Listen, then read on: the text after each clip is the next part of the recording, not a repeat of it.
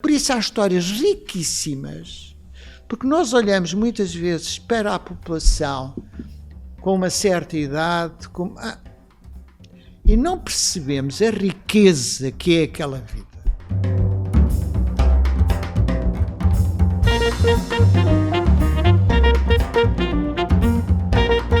Muito boa tarde.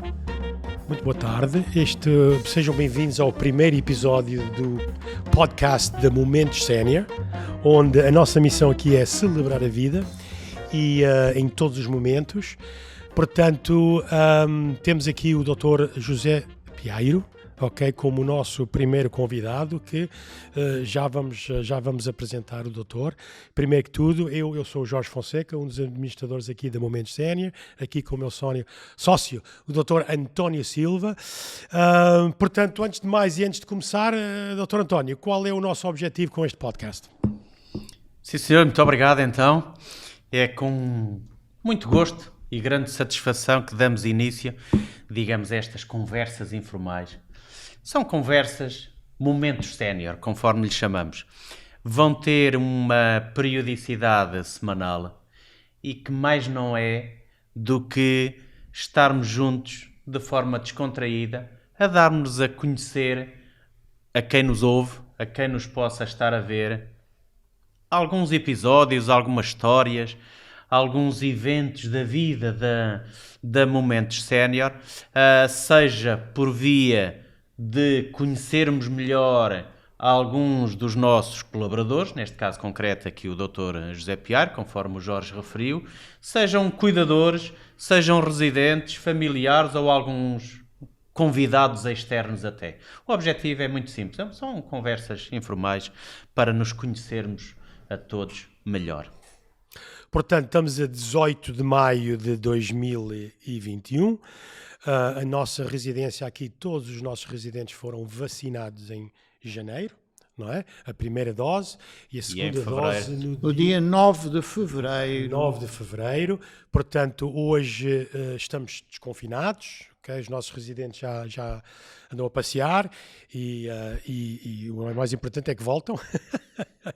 Mas foi muito duro para eles, foi muito duro para todos os nossos colaboradores, para todos nós, mas estamos a manter a nossa distância, temos aqui a nossa máscara, ok? Só para os ouvintes que nos estão aqui a ver, que saibam que estamos todos vacinados desde janeiro e graças a Deus tivemos alguns surtos aqui, mas tudo correu bem e a razão que correu bem, se calhar é por essa razão que temos aqui hoje o nosso primeiro convidado, não podia deixar de ser o Dr. José Piairo, que é o médico e chefe do corpo clínico das residências Momentos, e o doutor está nesta residência há 23 anos. É verdade.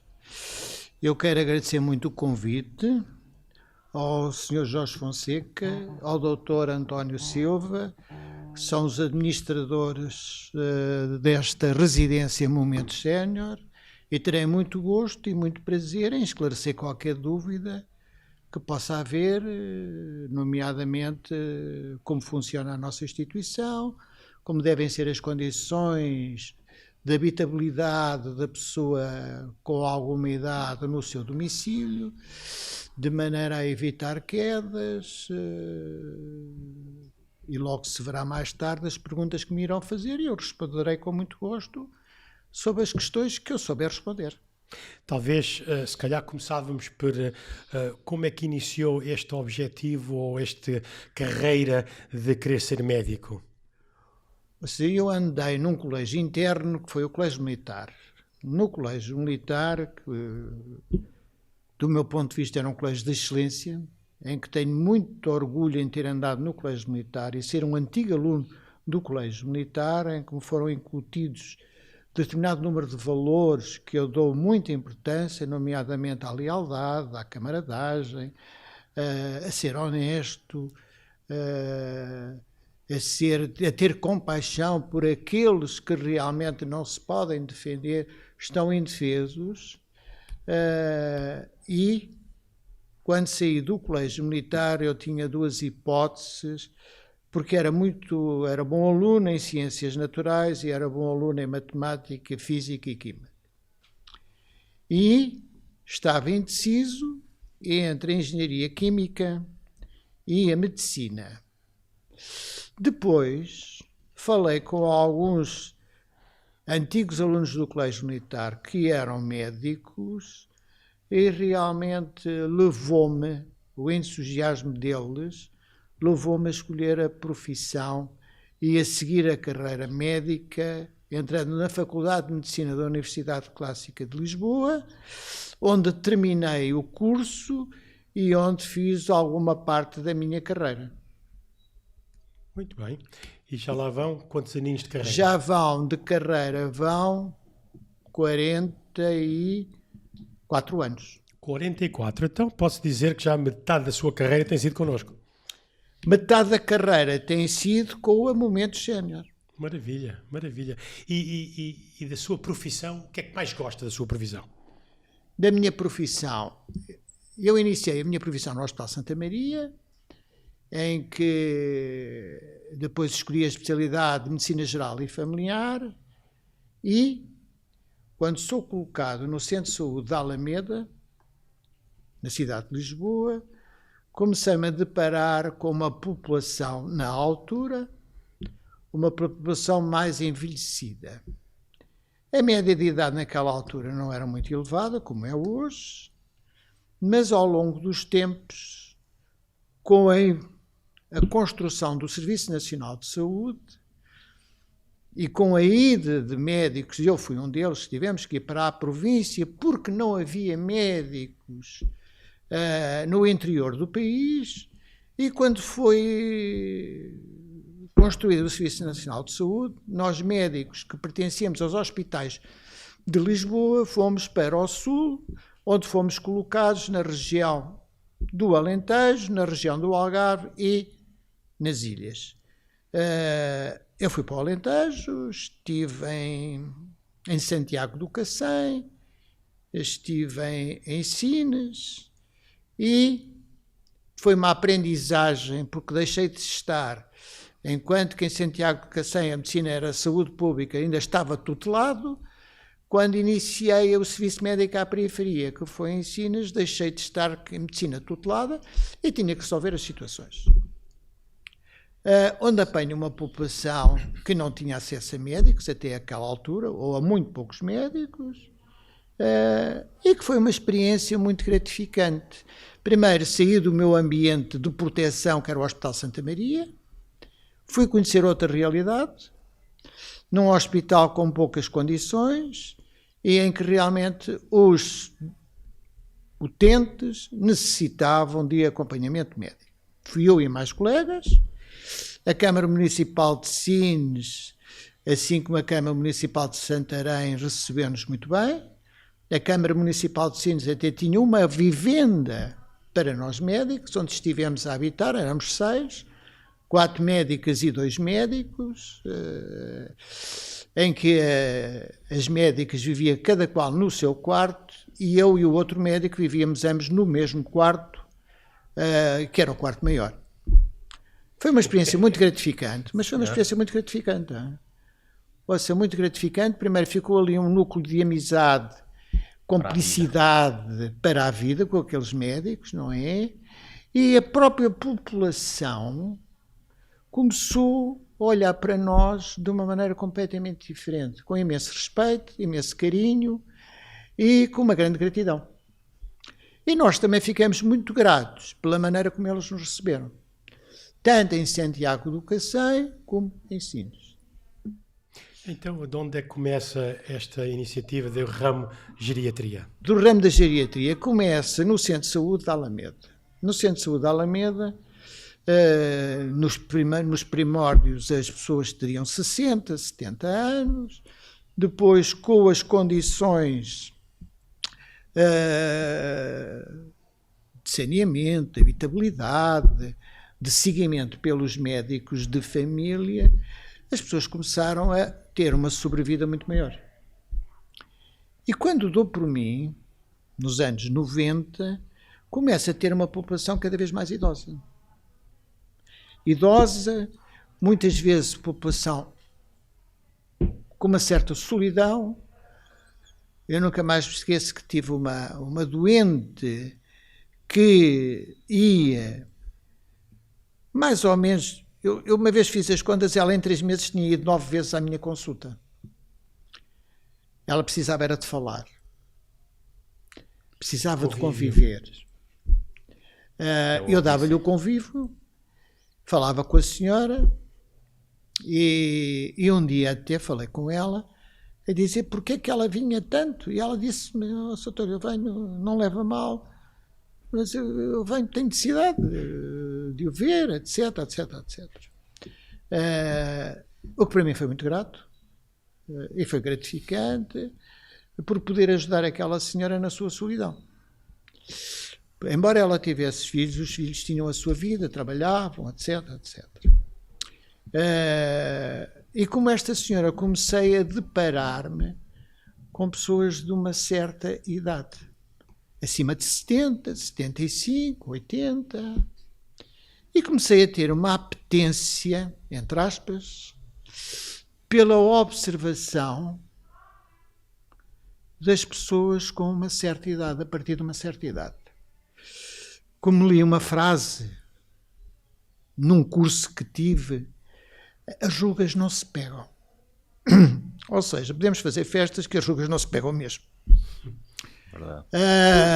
E nós por vezes temos este lado mais técnico do que humano.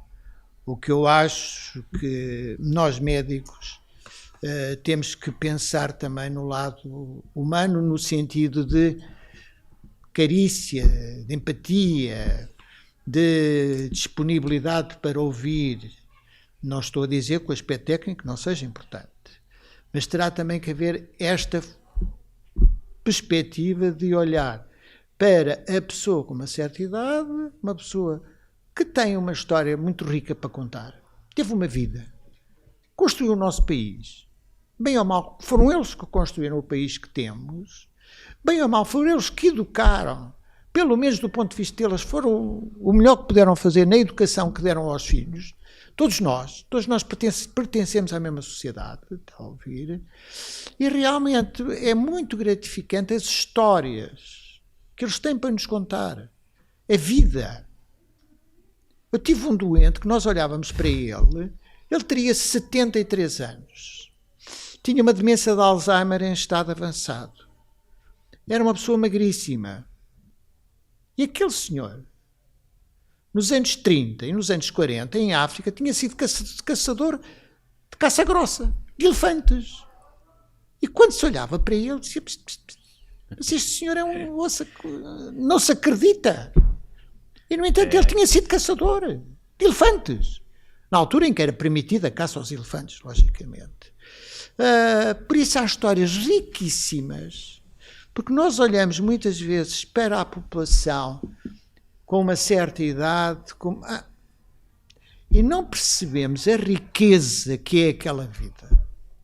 Então já nos inícios da sua carreira começou a sentir que havia aqui uma lacuna, ok, para as idades mais avançadas e que se calhar não havia tanto serviço ou carinho e que havia aí um... Não havia. Havia aqui um grande... Pronto, não gosto de usar a expressão inglesa, eles dizem gap, mas havia ali um certo afastamento em relação à população, porque nós, jovens médicos, queremos aquelas coisas mais interventivas, etc, etc, etc. E eu comecei-me a dedicar, entre aspas, não é? Havia todo o tipo de doentes, logicamente, também havia doentes com 20 anos, a medicina geral e familiar também se vê crianças, etc. Mas apeteceu-me muito mais, quer dizer, comecei a observar e a ter uma relação com as pessoas idosas em que comecei a aprender imenso com elas. Então estamos nos anos 90, correto? Sim, nos anos 90. Como é que vê agora? Estamos em 2020. Agora é completamente diferente. A nossa população idosa é muito grande, felizmente. As nossas condições de habitabilidade são muito melhores. A medicina teve grandes avanços. O nosso Serviço Nacional de Saúde é muito bom. Com os defeitos que possa ter, é um excelente Serviço Nacional de Saúde. com profissionais ótimos, desde os médicos aos enfermeiros, aos assistentes operacionais, aos porteiros, todos. Aliás, viu-se a força que foi agora da pandemia. Do Serviço Nacional de Saúde, na gestão, digamos, mais direta desta pandemia. Muito importante. O António podia elaborar um pouco mais sobre isso, porque nós tivemos aqui uma atenção extraordinária por parte do serviço da CNS. É verdade, não só, eu diria, de uma forma geral. Por exemplo, e enfim o Jorge falou no início, tivemos alguns casos, não lhe chamaria surtos, mas tivemos alguns casos, e enfim o doutor acompanhou isso bem, de Covid-19 na nossa residência neste ano, que passou, nestes 15 meses, digamos, de alguma forma, em que vivemos debaixo desta pandemia, e de facto um acompanhamento por parte da delegada de saúde, das entidades públicas de apoio às residências, sejam na gestão de um ou de outro caso que tivemos, graças a Deus, ultrapassados, como também no fornecimento até de EPIs, de máscaras, de luvas, de batas, e um constante, que para mim é absolutamente fundamental, um constante apoio, disponibilidade e dedicação para, de braços dados, ultrapassarmos esta situação da melhor forma, não é? É verdade, tudo. Que, por exemplo, na questão das vacinas, sempre logo na primeira linha, manifestarem de que já temos vacinas disponíveis, vamos começar a vacinar os lares, enfim, as residências séniores. Nós, Momentos Séniores, fomos dos primeiros, conforme sabemos, das primeiras residências a serem vacinadas. Correu tudo muito bem, que foi excelente. Não é, excelente, ouça lá. Aliás, isso leva-me a... Diga a cabo, doutor. Em que os delegados de saúde, a Direção-Geral de Saúde, em relação tanto a esta residência como à outra residência, em que os seus administradores e sócios têm, e em que eu também sou médico da outra residência, tanto a delegada de saúde respeitante a esta residência, a área desta residência, como a delegada de saúde respeitante a área da residência da Momentos Sénior de Ávila, foram excelentes. Excelentes, é verdade. A vacinação correu lindamente, o isolamento sempre com orientações da Direção-Geral de Saúde, sempre disponíveis para nos atender. É verdade. A qualquer hora, sempre disponíveis. Por isso, estamos muito gratos à Direção-Geral de Saúde e principalmente às delegadas de saúde desta zona e da outra zona. É verdade. Já agora sobre a questão das vacinas, faz-me lembrar, enfim, aqui uma questão para trocarmos umas ideias, não é? As vacinas sempre foram entendidas, digamos assim, como o foco de esperança para a resolução desta pandemia, seja pela, naturalmente, a comunidade científica, mas seja da sociedade em geral. No entanto, ainda se verifica, Dr. Piero, pessoas que não se querem vacinar e têm alguma desconfiança em relação às vacinas, quando hoje, enfim, já se perspectiva, segundo aí a Task Force da vacina cá em Portugal, mais 2 mesitos e atingiremos 60%, 70% da população vacinada, ou seja, confere-nos o estatuto de imunidade de grupo. Sendo as vacinas um meio que se tem visto como sendo fundamental para... digamos, debelar petit a petit esta pandemia, porque é que acha, Dr. Piero, que há pessoas que ainda não acreditam nas vacinas e qual o seu conselho a respeito deste processo da vacinação? Eu aconselho todas as pessoas a serem vacinadas. A vacina contra o Covid-19 é uma vacina segura, é uma vacina eficaz, é uma vacina que nos protege a nós e aos outros. Não há qualquer motivo para não ser vacinado. Muito bem. Se calhar também, porque se calhar a rapidez com que a vacina apareceu e sabemos que durante a nossa história as vacinas têm que ser testadas e verificadas e levam 10, 15 anos a ver os sintomas ou as causas que pode acontecer. E mas se calhar também o mundo se uniu e a tecnologia que existe hoje muito mais avançada e demonstra que a humanidade, quando querem trabalhar em conjunto, conseguimos fazer coisas que se calhar no passado levariam muito mais tempo. Sim, para além disso, esta vacina, por exemplo, há 2 vacinas que usam outro método, esse outro método que é através do ARN mensageiro, que já estava a ser estudado para alguns carcinomas. Estava em investigação, já uma investigação muito avançada, salvo erro, tinha tido início em 2003, 2002, por um casal, casal turco, de origem turca, mas alemão, e por uma senhora também, uma investigadora que era uma húngara. E repare, por isso a investigação estava já um bocadito avançada e, entretanto, estes investigadores, com laboratórios por detrás, multinacionais por detrás, usaram o método que estavam a usar para os carcinomas, usaram esse mesmo método para a vacinação. Para isso foi rápido.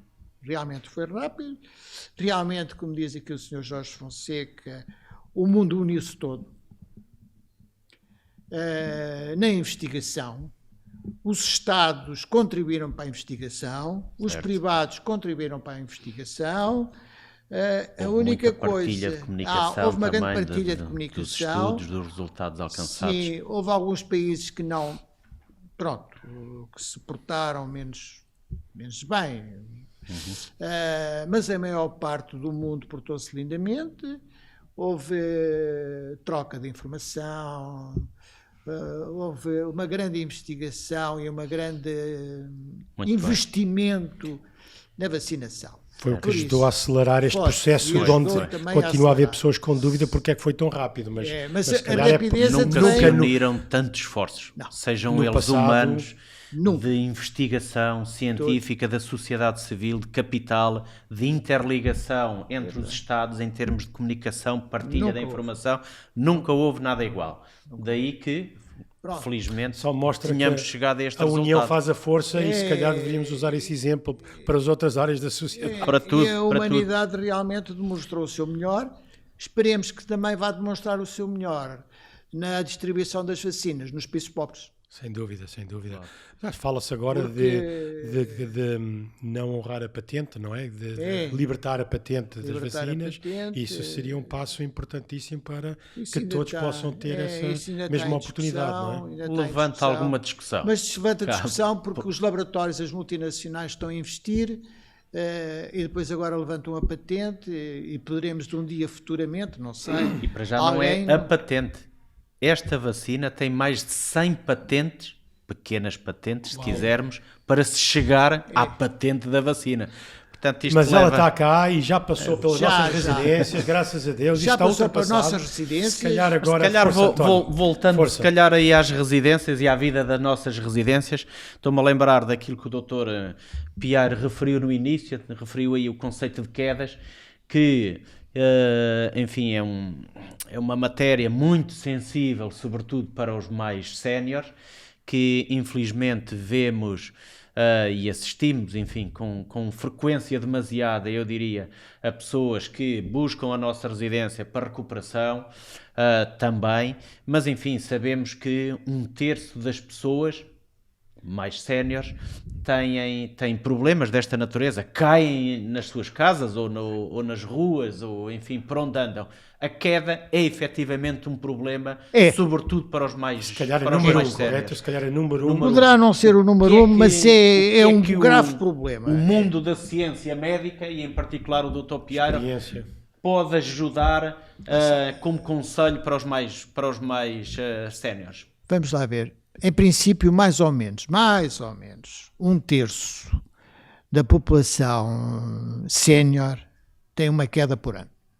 Mais ou menos, O por que é que ano. vamos classificar como sénior? A partir de que idade? O conceito 70, genérico serão 75. 65 anos. Sim, mas os 65 anos Opa, só isso se não pode tiverem... ser, porque Só se tiverem, você repara, senão 70, já começamos a pensar. Somos 70. séniores, António. Eu acho que não, tem que ser mais do que 65. 70, 75 anos vamos considerar. Não, a terceira idade costuma falar. Já não há terceira idade. Dos 75 anos. Os americanos Já já, não há. dizem Já não há. a quarta idade. Os americanos não. Internacionalmente, a quarta idade acima dos 80 Já anos. não há, E os não é? americanos dizem a quinta idade, já a partir dos 100 anos. E nós temos mais nós de temos. mil e tal pessoas votantes em Portugal com mais de, Aliás, de aqui- 100 anos. Nós e temos aqui- exemplos aqui. A Aqui nossa temos- residência Diga lá, temos doutor Tiago. Temos 6. Entre as 3, duas. 3, 4. Quatro pessoas com mais de 100 anos. Com mais de 100 anos. Exatamente. Uma das senhoras tem 107 anos. Uau, uau. Que maravilha. É verdade. Repare. E Sim, então senhor. o que é que se poderá fazer?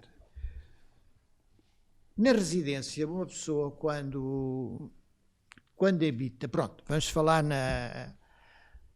na terceira idade ou na quarta idade ou nos séniores.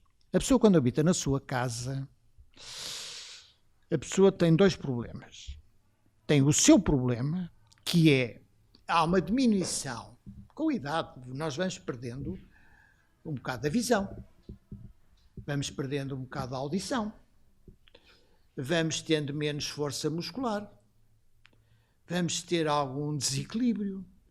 Vamos ter alguma dificuldade. As pessoas dos séniores vão tendo alguma dificuldade na locomoção, vão tendo alguma dificuldade na levantar-se da sua cadeira. É próprio. Concomitantemente, essas pessoas também estão, por vezes, polimedicadas. E há certos fármacos, principalmente as benzodiazepinas, mas há outros fármacos, em que a pessoa fica com mais sedada. Sedada é no sentido de menos reativa, porque existem certos fármacos para acalmar, para dormirem melhor. E todo este conjunto é um fator de risco acrescido de queda. Depois, a nossa própria casa não tem muitas vezes estrutura para ter estas pessoas neste momento. Não foi pensado. As casas não são pensadas Tem que nos ser séniores. adaptando à idade, não é? Tem que se adaptar. E então o que é que temos? Temos tapetes nas casas, devia ser proibido. Os tapetes não são aderentes, a pessoa põe o pé no tapete e cai, escorrega e pode fazer uma fratura. Depois temos as casas de banho, com a sua umidade, estão a tomar banho, muitas vezes têm as banheiras mais elevadas, em que subir aquela parte alta da banheira lhes custa e que podem provocar quedas. Depois não têm as seguranças dos apoios quando se está a tomar banho. Muitas vezes o apoio pode ser o apoio onde está a toalha, que não é propriamente o sítio mais seguro para um peso de 50, 60 quilos ou 70. Repara, aquilo é para colocar a toalha, não para uma pessoa se apoiar. Depois temos a umidade, os tapetes não aderentes, temos que ter tapetes aderentes nas casas de banho. Tem que haver sapatos aderentes. Tem que haver um conjunto. E depois o que é que a casa tem também? A casa tem obstáculos. Às vezes há má iluminação. Quantas casas não são mal iluminadas? Em que a pessoa idosa, a pessoa sénior, chamemos-lhe sénior, a pessoa sénior, muitas vezes tem obstáculos, com uma má iluminação e que não vê. Obstáculos pode ser um banco. Certo. Pode ser um fio elétrico, do telemóvel ou do telefone. E tropeça. Poderá ser um outro objeto qualquer que está ali no meio, que foi esquecido e que a pessoa não se lembra e tropeça. Engraçado porque quando, por exemplo, lembro-me do primeiro filho que eu tive, a gente adapta a casa à segurança da criança. E do bebê. E do bebê, Sim. não podem, o que vai comer, o que anda no chão, etc. E depois, quando chegamos a uma certa idade, a casa continua sempre igual. E não há uma adaptação à idade e à situação. E ao estado da Não vida há. da pessoa. E ao estado, verdade. não é? Repare, não há. Sei lá. verdade. E a própria cozinha? A cozinha é um sítio perigoso. O que é que se faz? Primeiro, as prateleiras estão todas elevadas. A pessoa tem que levantar a cabeça. Levantar a cabeça muitas vezes pode provocar algum desequilíbrio. Há uma tontura. Está a perceber? Segundo, por vezes o que é que se faz? Vai-se arranjar um banco pequenino para subir. Um risco de queda imenso. Certo. Repara, as prateleiras têm que estar à altura da pessoa. De maneira que a pessoa não tenha que levantar a cabeça, não tenha que subir para um banco. E as cozinhas não estão preparadas para isso. As nossas casas não estão preparadas, nunca foram preparadas a pensar nos nossos séniores. Não são, não estão. É verdade. Agora, nós temos é que preparar, nós, sociedade e família, e todos, têm que se preparar. Por exemplo, as banheiras das duas, uma, ou não há banheira, ou fazem uma banheira com uma portinhola. Ou então, é uma banheira, é um polibã, em que o chão do polibã não tenha degraus de maneira que a pessoa possa entrar, mas tem que ter uma estrutura antiderrapante, Claro. que é difícil. Claro. Que é Muito difícil bem. arranjar. doutor. Tudo isto é muito oneroso. Eu estou a pensar, por exemplo, no nosso grupo, também fazemos serviços de outsourcing de vendas e tínhamos uns telefones especiais para os séniores, com números grandes no telefone, para eles poderem e depois programar aqueles números, pronto, já que são pré-definidos e etc. E eles adoram essa situação. Agora, o resto não se faz com a casa, não é? Não se pode. Não se pode, não. Pode-se, Pode não e se tem deve-se. esse raciocínio, E não é? deve-se. Mas repare, A substituição da banheira deve ser Ouça, uma mas obrigatoriedade repare, pelas a bases substituição, de chão. tudo. Mas tem que, ouça, as próprias pessoas têm que comprar sapatos. Não podem andar de chinelos, nem podem andar de meias. Aquilo é E- para escorregar, é Certo. para cair. E sobretudo E também nós? há que ter consciência, e por vezes os séniores não têm tanto, consciência de algumas limitações que vamos tendo à medida que a não? nossa idade vai avançando. Mas não E sabemos, tem. por exemplo, estou-me a lembrar, enfim, da nossa tão característica calçada portuguesa, que é bonita e reflete a luz, a famosa luz de Lisboa, tudo 5 estrelas. Todavia, é muito desnivelada. E não Quantas só, quedas, é verdade. e o nosso escritório, a nossa sede é na Avenida Liberdade, o passeio nem sequer está, digamos, homogéneo, e depois com a... E não precisa ser sénior, não é? E não precisa ser quantas vezes já vimos cair Eu já caí. lá um conjunto de pessoas, séniores e não séniores. E quantos séniores é que não caem nessas... Pois, com certeza que sim. Além de mais Com aquilo, certeza que sim. a calçada portuguesa que é muito bonita, como o seu doutor diz, é muito bonita, mas é uma calçada extremamente derrapante. Sim, sim.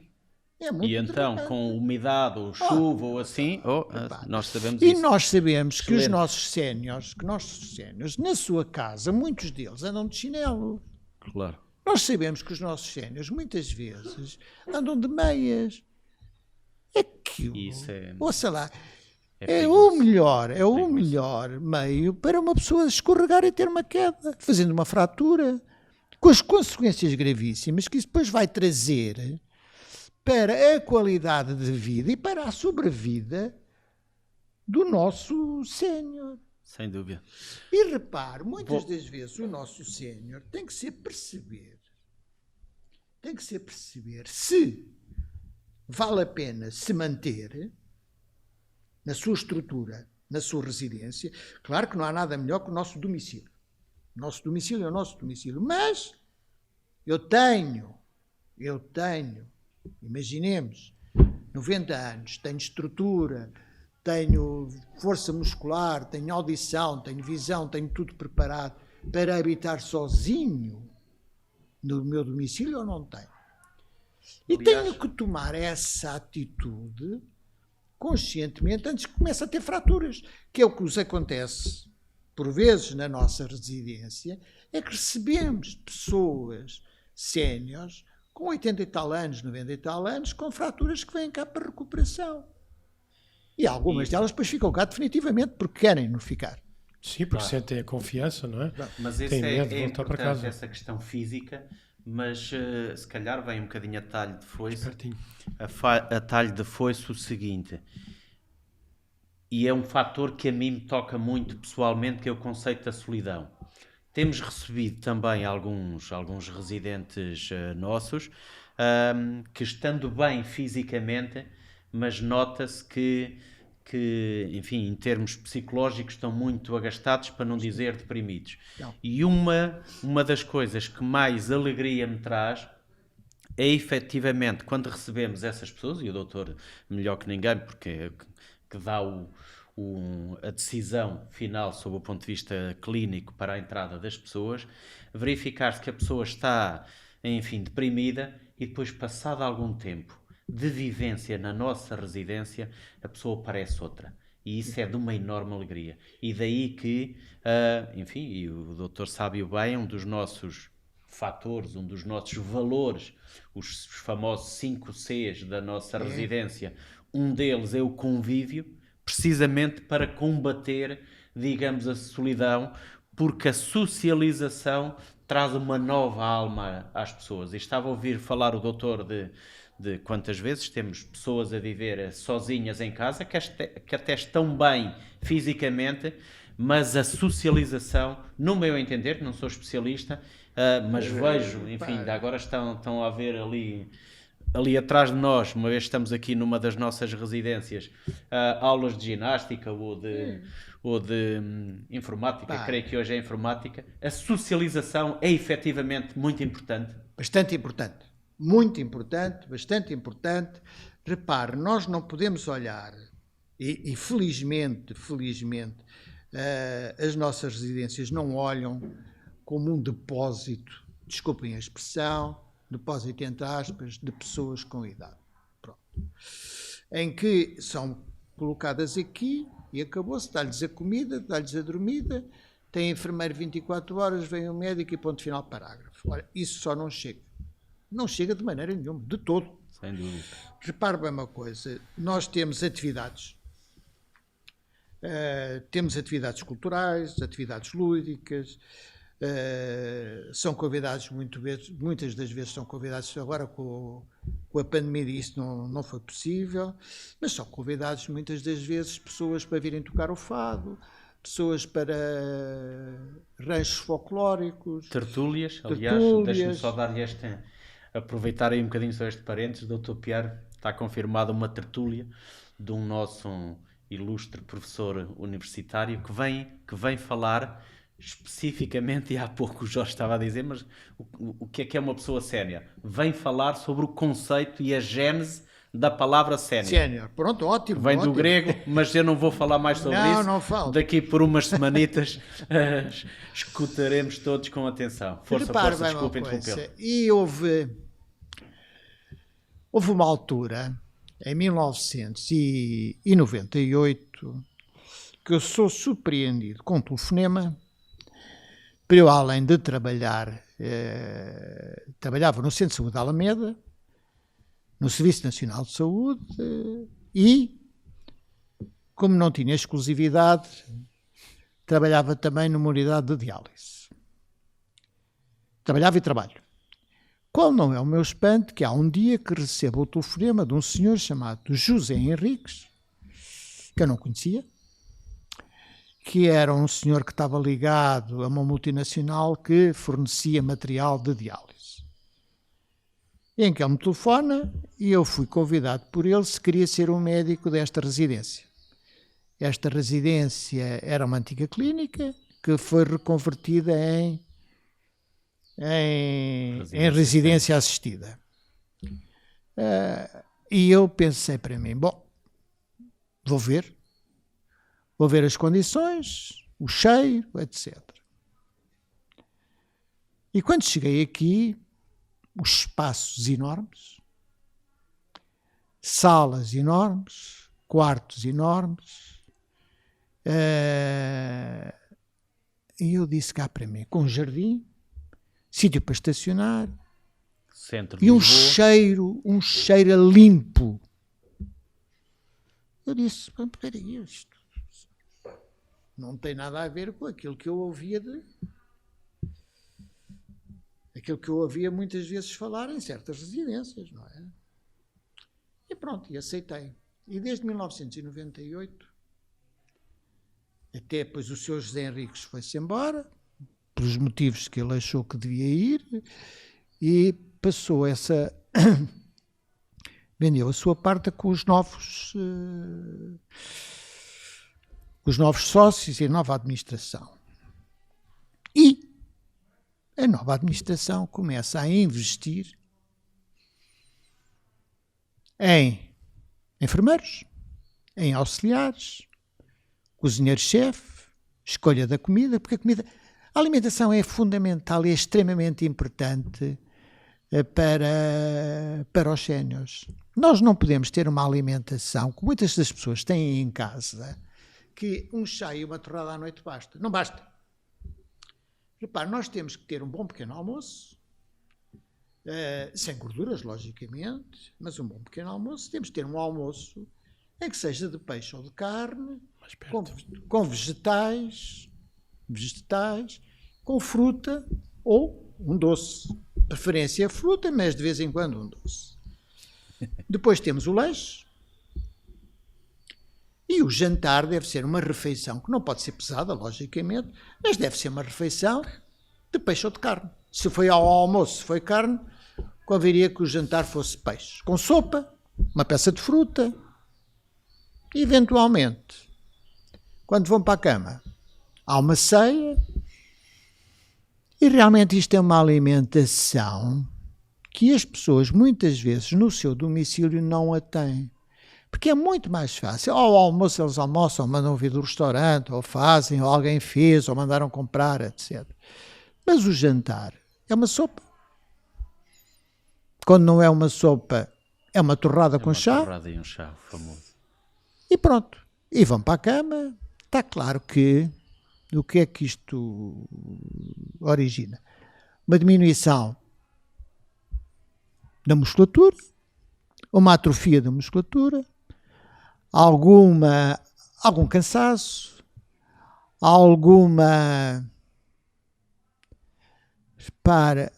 fraqueza muscular e, principalmente, poderá eventualmente a pessoa não estar tão protegida porque não está bem alimentada contra situações que poderão vir a devir daí, situações tipo infecciosas, em que a pessoa está mais debilitada porque a alimentação não é mais correta, a alimentação não é estudada, etc, etc, etc. Ora, tem que se mudar isso. Nós aqui na nossa residência temos 5 refeições por dia. Muitas vezes há uma sexta, que pode ser um iogurte. Mas temos 5 refeições por dia.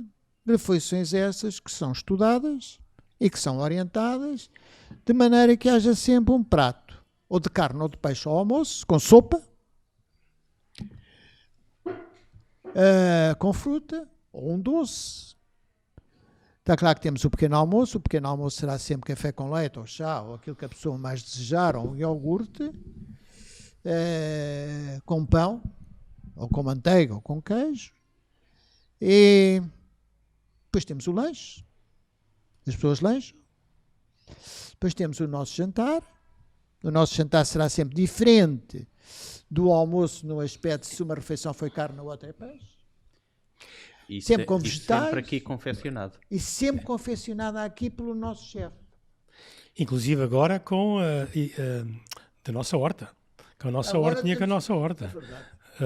Horta biológica. Mas uma das coisas também que se calhar podemos mencionar é que notamos muito quando os residentes vêm para cá, como não têm essa alimentação cuidada, um dos aspectos fundamentais, e às vezes a gente tem que voltar a ensiná-los, é a hidratação.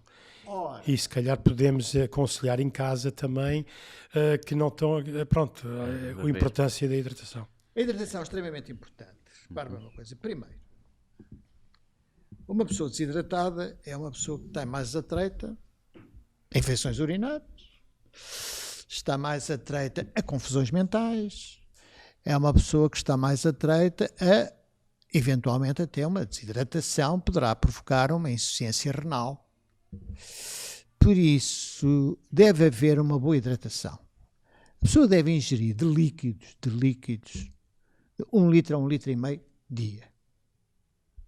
Independente da idade. Independentemente da idade, nós sabemos muito bem que o reflexo da sede está mais diminuído, mas é uma obrigatoriedade de beber 1 litro a litro e meio de líquidos. Seja água, não aconselho muito os sumos, repare bem uma coisa, chá, poderá beber um copo de vinho, mas isso não é propriamente para hidratar, mas sim por prazer. Mas O também chá, hidrata. mas tem um prazer. Ou seja, nós não podemos tirar os prazeres só porque tem 90 anos. Ou sei lá, não está nenhum aleijado, nem, desculpe a expressão do aleijado, nem está ali nenhum, uma pessoa, ou sei lá, um copo de vinho, Então, mas se lhe dá prazer, não faz mal a nenhum. nossa missão aqui é celebrar a bem. vida e temos vários residentes que, se não tiverem o seu copo de vinho, Não- não não pagam a mensalidade. E eles fazem muito bem. repare, Fazem muito bem, exatamente. Muito bem. Não dispensam um bom copo de vinho. Muitas Mas isso não vezes. é Sobretudo hidratar-se. Não, isso não é, isso é o prazer. Certo. A hidratação é extremamente importante. Repare bem, não há outra hipótese, a hidratação é Sim, extremamente senhor. importante. É Porque, verdade. repare, a desidratação leva a uma insuficiência renal, leva a complicações, até para levar à morte. Por isso, a hidratação é importantíssima. E a hidratação nas pessoas séniores, por vezes, é extremamente difícil. Porque não têm apetência para beber, porque não esquecem-se de beber. E então, nós, na nossa residência, por exemplo, temos sempre auxiliares com um jarro com água ou com chá, a distribuir, quando é no verão até pode haver um sumo, a distribuir pelos residentes quando eles estão nas suas salas, quando estão nas salas a ver televisão, temos várias salas, nas salas a ver televisão, a conviver, a ver algum espetáculo, a ver alguma atividade, temos sempre auxiliares, são os assistentes operacionais, como agora se chamam, a distribuir os líquidos pelos nossos residentes séniores. Porque a hidratação é uma coisa extremamente importante. Os nossos sabemos que, pronto, temos este serviço Tá. aqui, Mas esta em situação. casa- Mas em casa, Em casa é importante que bebam. se calhar, Que bebam. É Um que litro a bebam, 1 litro não é? e meio. E mais, É importante. se me permite só, Dr. Piar, um aspecto sobre esta questão da água. Já ouvi alguns séniores e cuidadores a referir: mas a minha mãe não gosta de água, não consegue até engolir. Só para referir que há água gelificada, É verdade. vende-se nas farmácias para aquelas pessoas que têm problemas de... Disfagia. Ora, aqui está, podem recorrer a estes Pode. produtos Pode. farmacêuticos, enfim, Pode. de cariz alimentar, neste caso, para poderem hidratar, uma vez que têm limitações em beber água. Ou seja, ou há água gelificada, ou há os espessantes. As pessoas, quando têm uma certa disfagia, é uma dificuldade na deglutição. Pronto. Grosso modo é a definição. Repara bem uma coisa. E quando há uma grande dificuldade da pessoa beber água, porque tem dificuldade em engolir, etc., nós temos... Há várias... Em casa, na farmácia vendem espessante. O espessante, aquilo é colocado na água e a pessoa bebe aquilo e não há o risco de fazer... Não há o risco. Há sempre risco. Em medicina há sempre risco. Repare, mas o é risco muito é menor, menor de fazer microaspirações, ou seja, em que a água ou vá para o pulmão, fazendo ali pequenas infecções respiratórias, ou às vezes grandes infecções respiratórias por pneumonites de aspiração. Repare, por isso existe os espessantes, e em casos mais graves, logicamente, que aí o método será outro, será através de sondas nasogástricas, mas aí é outro campo. Certo. Repare, aí tem que ser um acompanhamento com enfermagem, etc. Força, António. Ótimo, doutor. Não queria só...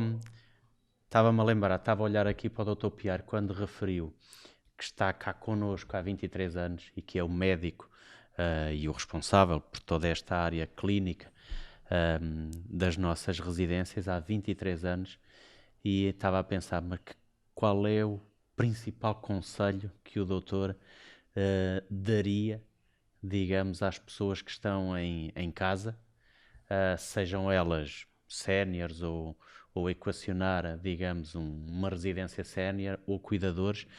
Estava a pensar nisso e a lembrar-me, o Dr. Pierre é a melhor pessoa para o fazer, até porque esteve cá a sua mãe, Teve cá a minha mãe. vários anos connosco, Teve, sim, até senhora. que Deus a levou e a tenha em bom lugar. A minha mãe esteve cá.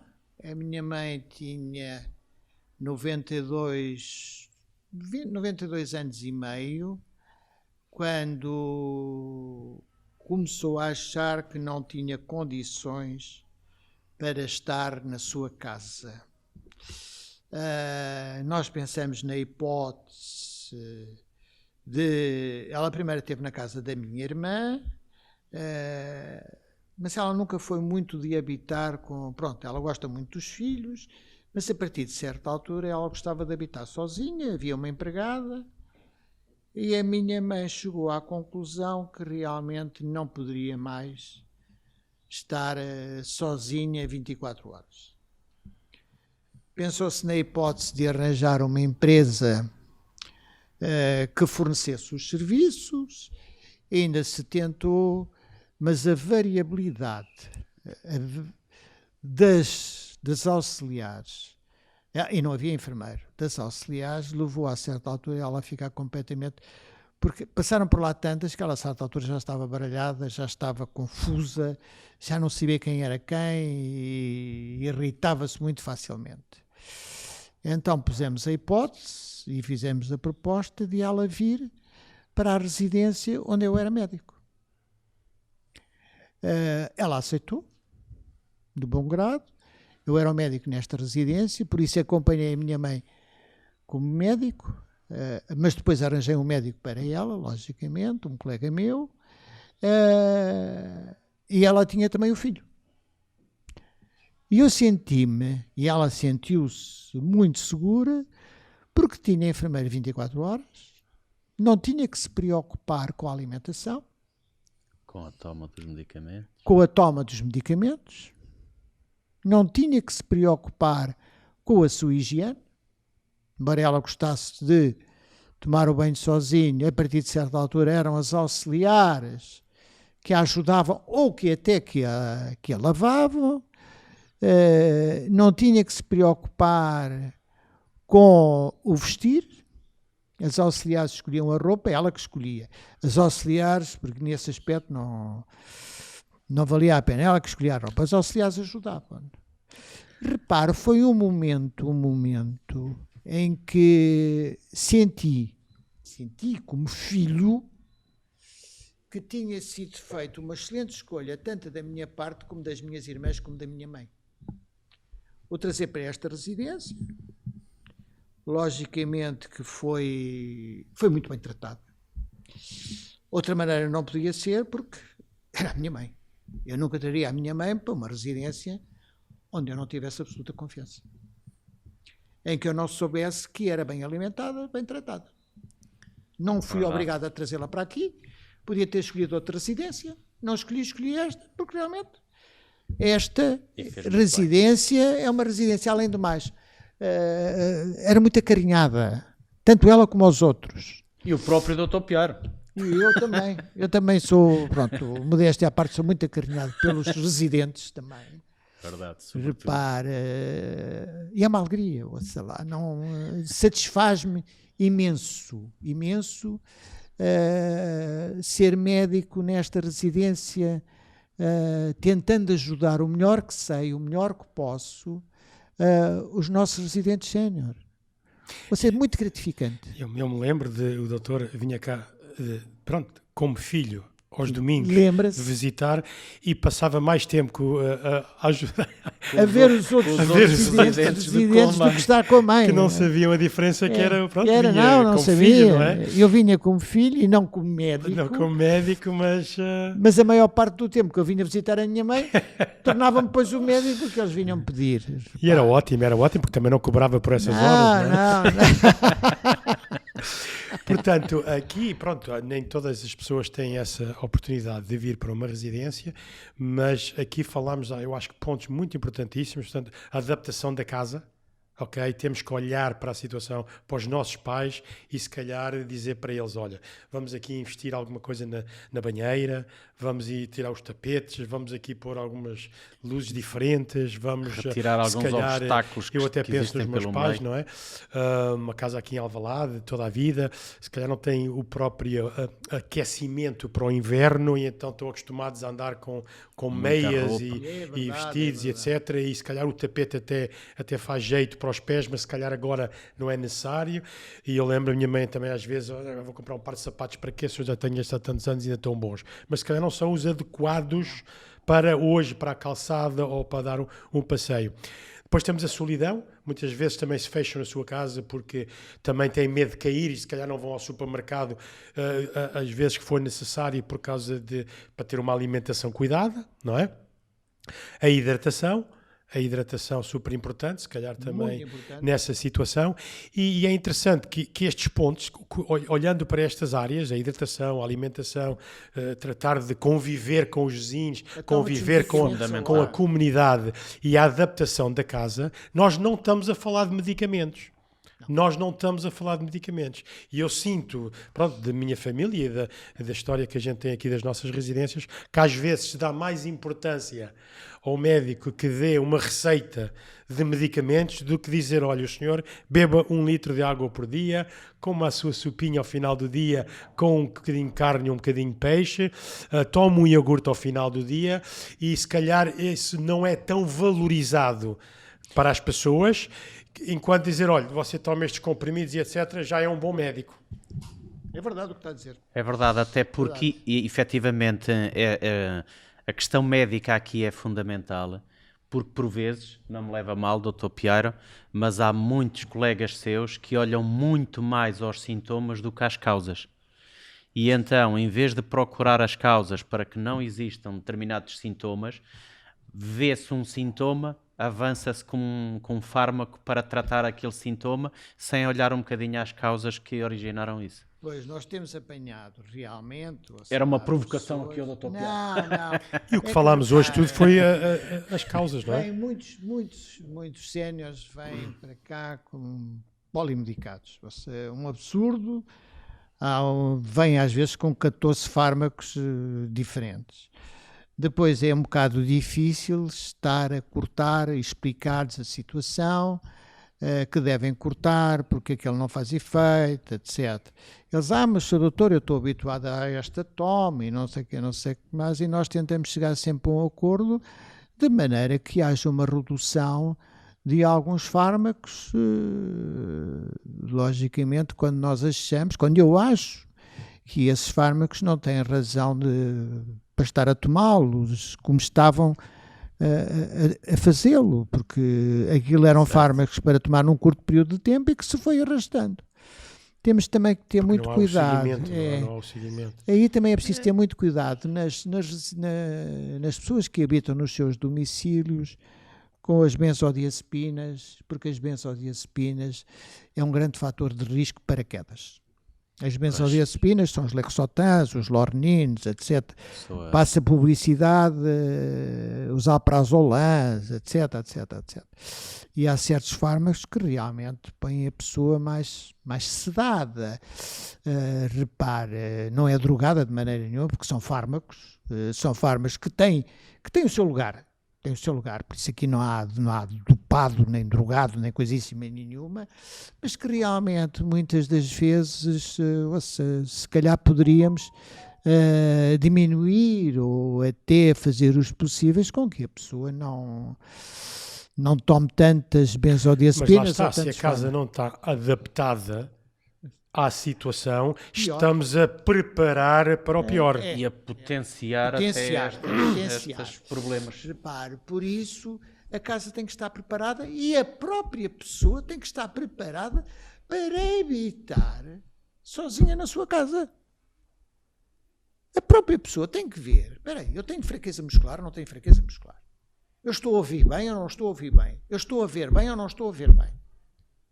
Porque com a idade nós vamos perdendo capacidades, não vale a pena, acabou. Se calhar o mais importante é aceitar Aceitar as suas limitações. Aceitar as Porque pessoas limitações não querem aceitar. e celebrá-las no sentido de como é que eu posso viver com elas. Sim. E não tentar dizer que elas não existem Ora, ou esconder delas ou... E não Quando elas falámos aqui de existem. um aspecto fundamental que é o cuidador. Quantas vezes os cuidadores vêm ter aqui connosco que estão num estado pior até do que o próprio residente. É verdade. O trabalho que alguns residentes, obviamente pelo seu estado clínico, seja ele físico, seja ele muitas vezes mental, e isto levava-nos a uma outra conversa, estávamos aqui o dia todo a falar sobre demências e, enfim, o Alzheimer, o corpus de Levy. Não, sem dúvida, mas efetivamente o cuidador tem um papel absolutamente fundamental e às vezes tão pouco valorizado, porque tão desgastante, tão exausto e de um papel valiosíssimo precisamente para celebrar a vida dos seus familiares e amigos que naturalmente não se apercebem, estou-me a lembrar da questão de Alzheimer, não é? Da doença de Alzheimer, não se apercebem do sofrimento até que estão a causar a terceiros, porque eles não o sentem, e esses terceiros estão completamente desgastados e exaustos. Não, nós temos, e é o que diz o seu doutor, nós temos observado cuidadores que são excelentes filhos, excelentes sobrinhos, ouça lá, em que estão realmente exaustos, estão com depressões.